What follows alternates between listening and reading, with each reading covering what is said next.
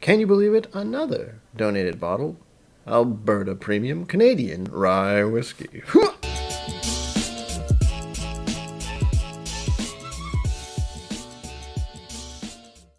Welcome to KIllco. My name is Brian, and it is rye time. Before I forget, because I almost did, this bottle was donated to the channel by Bourbon Approach. So thank you for donating this amazing whiskey to the channel. Admittedly, I have not tried a huge variety of ryes, but what I did come to think about was when I reviewed Whistle Pig last December. And then I had this thought. Is Whistle Pig from Canada? So on the Whistle Pig website, back in 2007, when our master distiller, Dave Pickerell, had left Maker's Mark to pursue making the best rye whiskey ever known to man, the same year, by pure chance discovery, he stumbled across the best tasting 100% rye, fun word, Monongahela style? 10-year whiskey stocks in Alberta, Canada, and thus began the inception of our 10-year rye whiskey.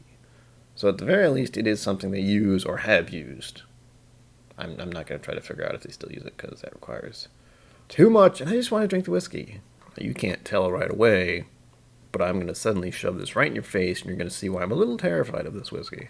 That's right, limited edition. No, it's a joke. It's 66 freaking percent. Alberta Distillery, limited, Calgary, Canada. Oh yes, fancy box, fancy bottle. Let's find out.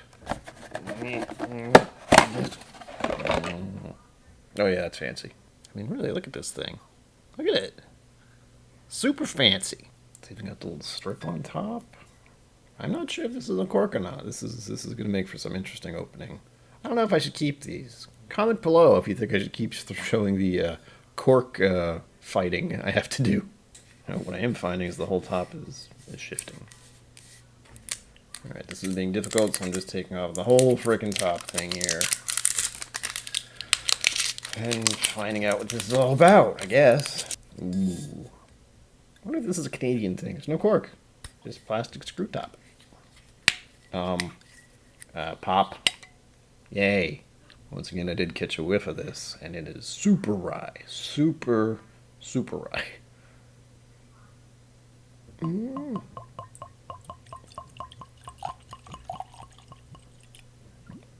Lovely noise, isn't it? And there we have the color. This is obviously not bourbon colored. This is clearly rye colored. There's a huge difference, and if you can't tell, well then. I'm actually nervous about this. I don't know if I've ever had something 66%. Maybe? Maybe? I don't know. I feel like I'm going to have to be very, very tentative with this. Because I don't know how this is going to taste. I don't know how it's going to smell. I'm probably going to have water. We'll see. Begin nosing technique. Whew.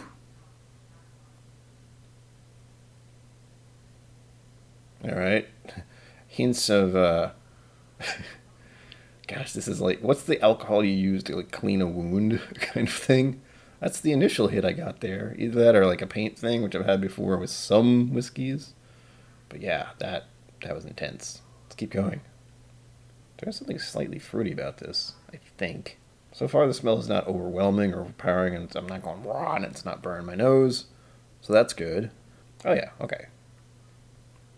Sorry, I was thinking to myself there. I didn't say anything out loud. It's definitely got that kind of black licorice anise sort of thing going on.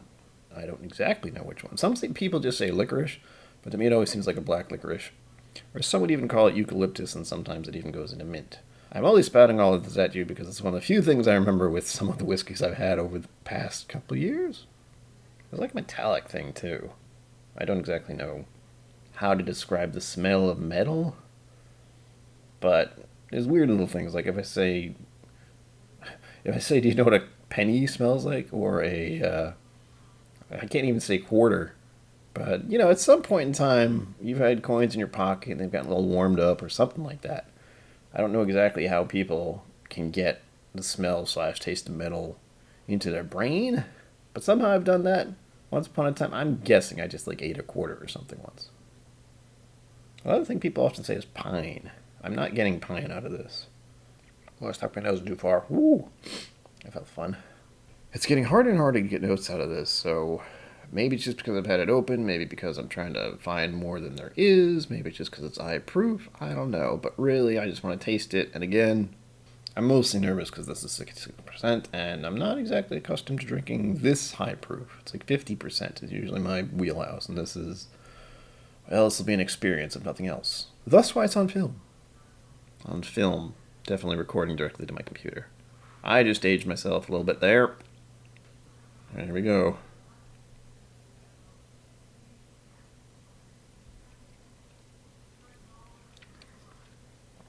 Wow. Right there. Whew. That was spicy. That was like super spicy right initially. Just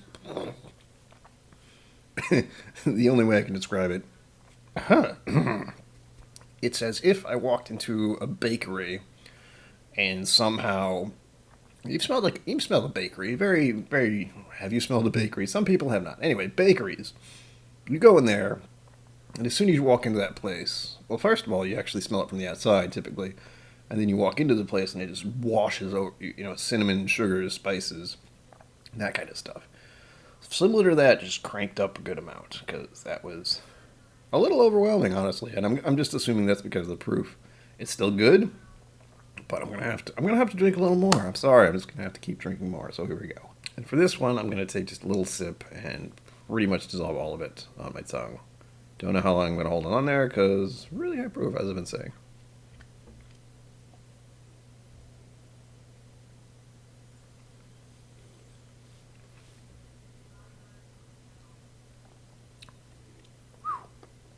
Yep.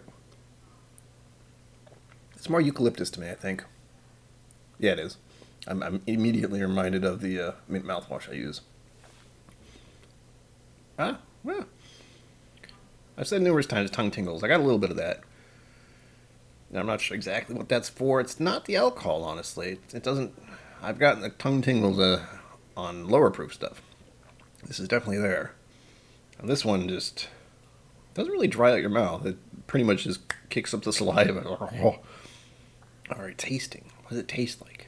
Clearly, I need to drink more. I'm sitting here starting to worry because I know with higher proof stuff you can kind of blow out your palate real quick. I don't know if that's what I'm doing or that's what I've done, but it's not easy to get anything other than that eucalyptus black licorice spicy thing. This is 100% rye, which is why it is so spicy and black licorice and eucalyptusy to me. Another sip? Sure, why not? It's almost doing something to the tip of my tongue. It's different. My experience with higher proof stuff, and we're talking, I think the max I went is 60%, at least that I can remember, is that although tasty and enjoyable, it's a little much. I'm trying to think of a good analogy for if something is a little overwhelming. Funny enough, the only example I'm coming up with at the moment is the fact that I use eucalyptus mint mouthwash.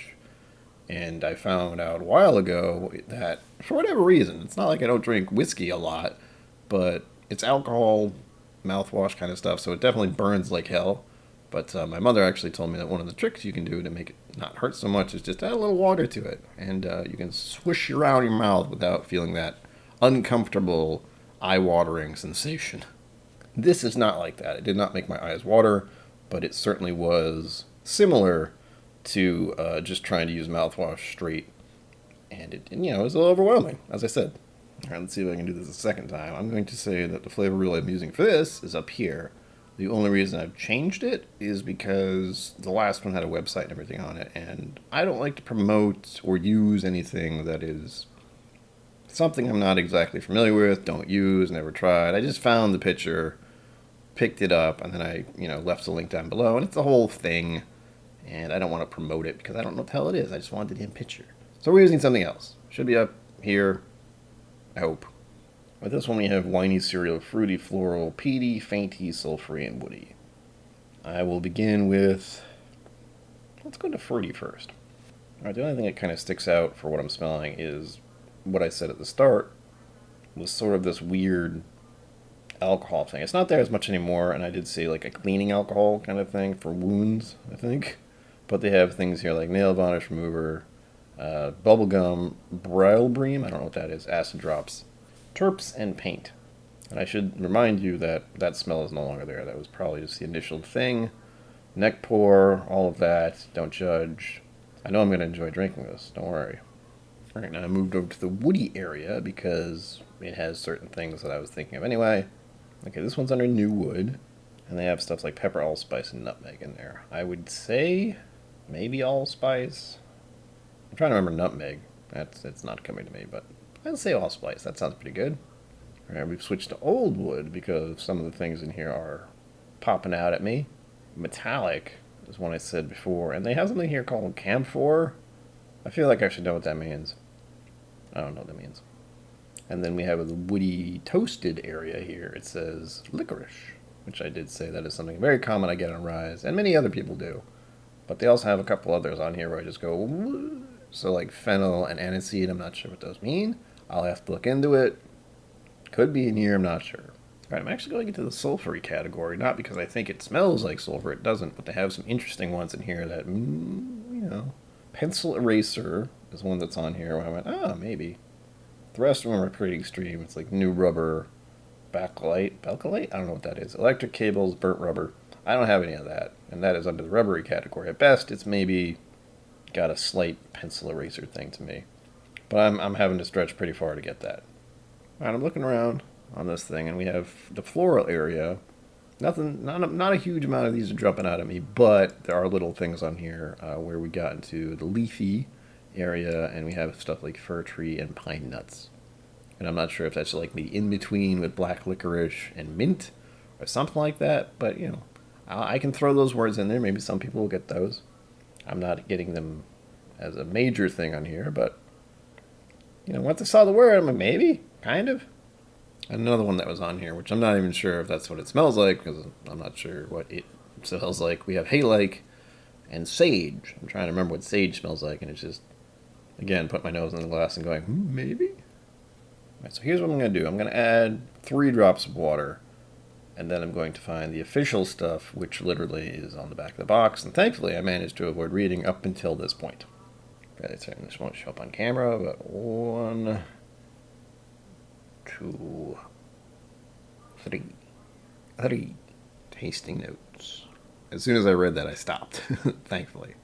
We have here the colors amber gold, aroma sweet, woody, and oaky with a hint of vanilla. That sounds more like a bourbon to me. I don't get sweet, woody with a hint of vanilla at all. Taste exceptionally smooth with notes of caramel, vanilla, and a hint of chocolate, balanced with the spiciness of rye and blackcurrant. Blackcurrant, huh? Part of me wanted to say chocolate, and this always happens. It's like something I didn't say, and then I say, I thought I was going to say it, and then I didn't. No one believes me because I'm just making it all up, right? Right? No, definitely not. This is, chocolate was in my mind, but again, like yesterday's video, it wasn't something that really I could pin down as either milk chocolate or dark chocolate. Maybe cocoa, but that's one that always just is like, maybe. Finish, smooth and lingering, with complexity of spice. Warm vanilla and dark fruit that keeps you coming back for more. Ooh, okay, hold on. The black licorice got kicked up just a little bit, or at least came back, because for some reason I'm having trouble smelling this, oddly enough. And adding the water did something, certainly. Admittedly, it's doing that thing that sometimes happens. It reminds me of like a specific holiday, Christmas time, that kind of thing. Maybe even gingerbread. Who knows? Funny part is that's been happening a good amount of time where I put my nose too far in and I just, something almost like pinches the inside of my nose kind of thing. It's funny. Yeah, adding the water, still very spicy. Still enjoyable. I mean, really. Again, it's reminding me of like cinnamon baked good kind of thing. Like a cinnamon bun-ish. Not really a strong vanilla for me, but I like it. Maybe I'm thinking of ginger snap cookies and that kind of thing as well.